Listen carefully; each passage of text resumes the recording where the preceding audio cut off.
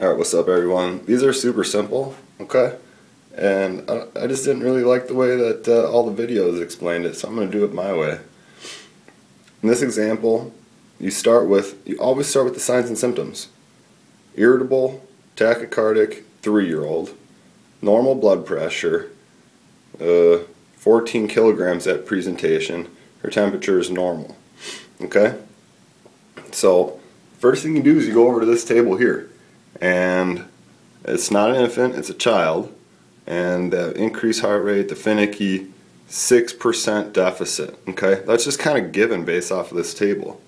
So we need to adjust her weight of 14 kilograms based off of the weight adjustment calculation, okay? We know we have a 6% deficit, so 14 kilograms is the same as 94% of her normal weight, which is equal to x over 100. When you cross multiply, this comes out to be about 15. So the first thing you do is you figure out the bolus, because she has cardiovascular compromise. And the weight adjusted bolus is determined here, okay? We know we have a child, so it's going to be 20 mils per kilogram. Alright, so adjusted weight 15 times constant 20 mils per kilogram. This is going to equal a bolus of 300 milliliters. Okay, you give that immediately. That's the first step in a sequential fluid resuscitation. Bolus, ASAP.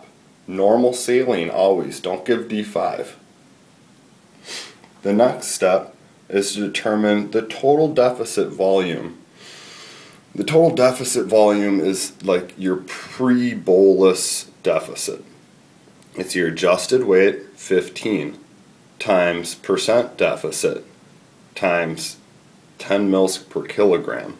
What's this? Okay, so we know it's 15 times 6% times whatever this is. This comes from a very old calculation where 1%, this is 1% weight to volume, alright? So, which is equal to 10 mils per kilogram. What does that mean? 1 liter of water is equal to 1 kilogram of water. That's where kilograms came from. Or maybe liters came from. But it doesn't matter. 1% deficit equals 10 mils per kilogram deficit. So we know we have 60 mils per kilogram deficit. Okay? So 60 mils per kilogram deficit means 60 times 15. This is a 15 weight adjusted kilogram kid. Okay? 15 times 6% times 10 per kilogram. Alright? That comes out to a total of 900. So we've already given 300, subtract 300 from 900, and you have the remaining deficit, which is 600, and you give that over 8 hours. Since you're giving this slowly, you can switch to D5, because now you want to resuscitate them calorically as well.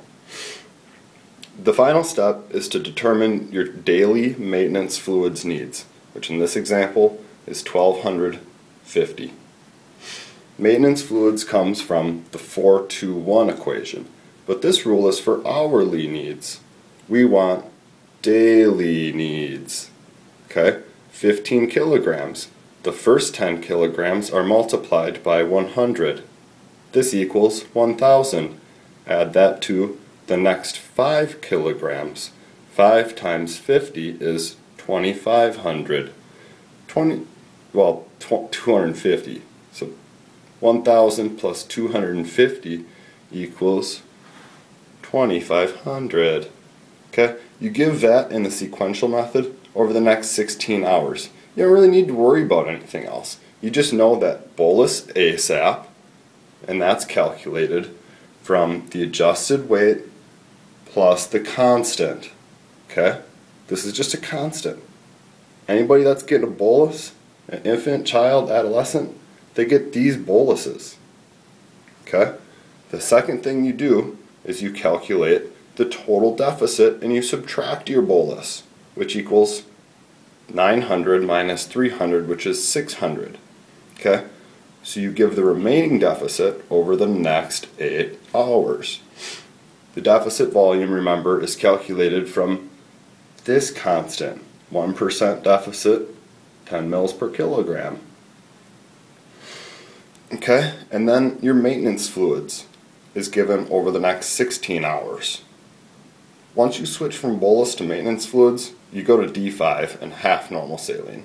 That's just what Dr. Metz said, and that's how you do it.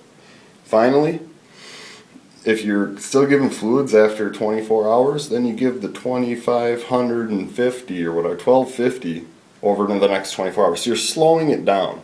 This is 1.5 times your regular daily rate. This is your regular daily rate. This is 1.5 times that rate because you're giving it quicker. Okay, that's all. I'm going to present, or not present, but I'm going to add all this to a picture, and then you can see it all at once while you go through this fabulous video.